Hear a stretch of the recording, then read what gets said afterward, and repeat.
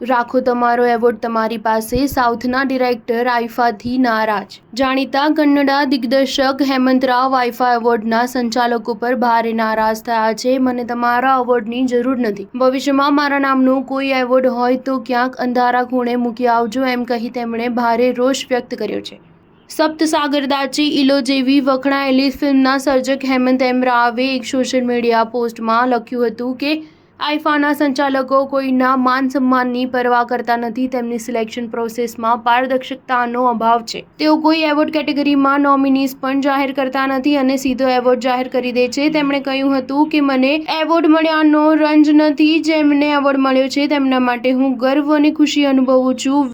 વાત આત્મગૌરવની છે। તેમણે કહ્યું હતું કે મને અને મારા મ્યુઝિક ડિરેક્ટરને અબુધાબી બોલાવી રાતના 3 વાગ્યા સુધી બેસાડી રખાયા હતા અને છેક છેલ્લે અમને ખ્યાલ આવ્યો હતો કે અમને કોઈ એવોર્ડ મળવાનો જ નથી। તેમણે કહ્યું હતું કે તમારે જેમને એવોર્ડ આપવો હોય તેને આપો, એના ખાતર હું મારી રાતોની ઊંઘ હરામ કરવા તૈયાર નથી। હું વિશ્વનું સૌથી શ્રેષ્ઠ કામ કરું છું અને તે માટે મને તમારા એવોર્ડની જરૂર નથી।